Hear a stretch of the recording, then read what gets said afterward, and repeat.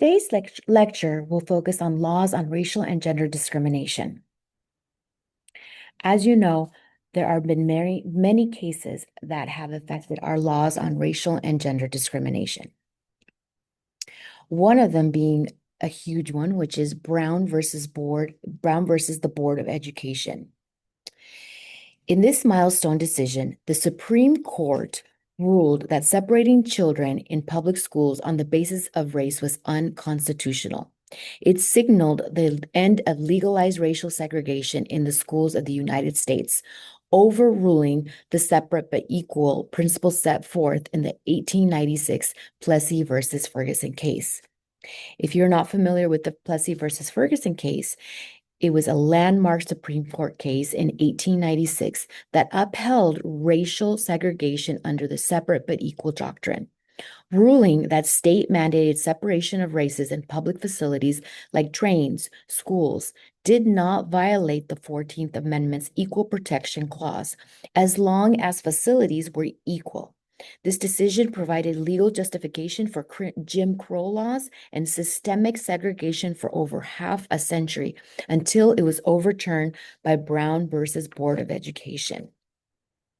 So on May 17th, 1954, the Supreme Court Justice Earl Warren delivered the unanimous ruling in the landmark civil rights case Brown versus Board of Education of Topeka, Kansas, that state-sanctioned segregation of public schools was a violation of the 14th Amendment and was therefore unconstitutional.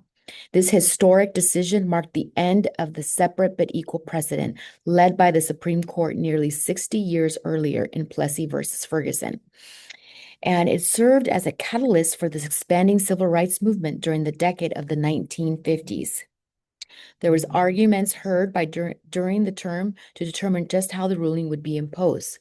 Now, this didn't just really involve Kansas, it involved other states. It was Kansas, South Carolina, Virginia, and Delaware, and they were consolidated in the Brown case.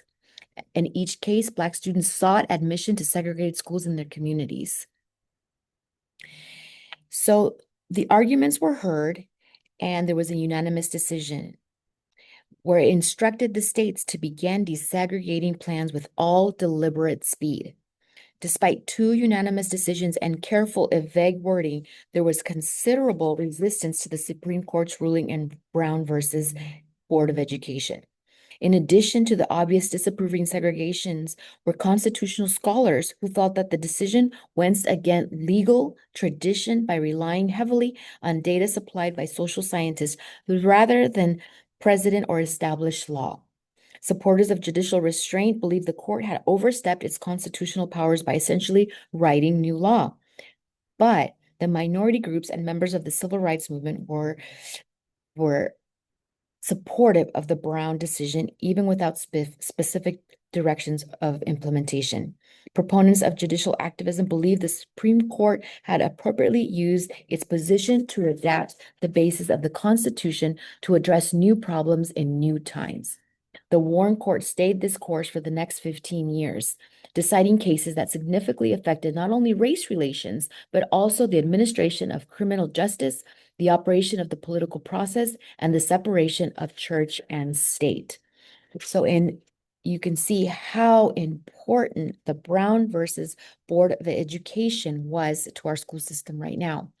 Without this case, we could still possibly be segregated, or there could be some really difficult situations for our schools. Now, like we stated, the Supreme Court disagreed and held for the students, and they can't be discriminated against.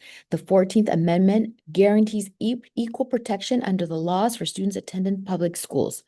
And segregation sanctioned by a state deprives minority children of equal educational opportunities. Separate but equal schools based on race are inherently unequal and unconstitutional. So with that as well, there has been a lot of case law on gender discrimination. The modern rights movement began in the 1960s and as an outgrowth of the larger civil rights movement. And Brown versus Board of Education also helped in the gender discrimination cases. Important federal civil rights legislation affecting women was the 1964 Civil Rights prohibiting discrimination on the basis of sex or race.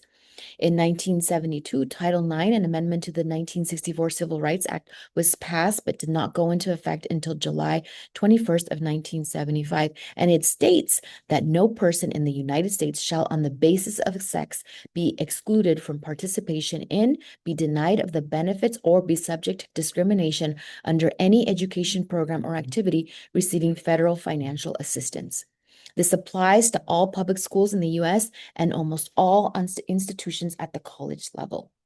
So the importance of the Title IX cases amendment is so important. It helps and supports the gender discrimination in our systems. All school administration were advised to make sure their athletic programs provided equal facilities, equipment, coaching staff, publicity, practice time, and opportunities for women to practice. The Office of Civil Rights was established to supervise compliance with Title IX. Now, of course, right now we are seeing some differences in the Office of Civil Rights, but they are still taking cases that have to do with Title IX. Sexual harassment. We're going to talk a little bit about sexual harassment because sexual harassment is occurring in our school system. And it's really important for all appropriate school officials to have actual knowledge of the harassment. They have to act with deliberate indifference, and harassment has to be severe, pervasive, and offensive. Now, in the past, those were those three words that really were important. It had to qualify as severe, pervasive, and offensive. But nowadays, what we're seeing is even if anything, like if the sexual harassment was severe or just offensive, it still needs to be addressed and taken care of. The harassment must have negative impact on students in education as well. So if we're seeing children that cannot function, our students cannot function because they are being harassed, it is important for school officials to take action on this harassment. And it can include non-sexual, hostile conduct if the harassment is directed at a student because of their gender, gender identity, or gender expression. Our students do have rights. Perfect example is not allowing females to participate in math field day or making fun of a student's gender identity. This is all considered sexual harassment and is not allowable by the state or federal. Now, currently what we are seeing is cyberbullying. There are many forms of cyberbullying that are also sex-based harassment. For example, using cell phones or internet to target students by calling them names, spreading sexual rumors via social media, rating students on sexual activity or performance on social media or other sites, and sharing or publishing compromising photographs or videos of students, circulating, showing, or creating emails or website of sexual nature. This conduct may be seen as sexual harassment as well. Students are protected. It is the due diligence of the administration and the teachers at our sites to investigate and to have it stop for our students. So this is all current and important, and it is all part of ensuring that we are not discriminating against gender or race for our students in the educational system.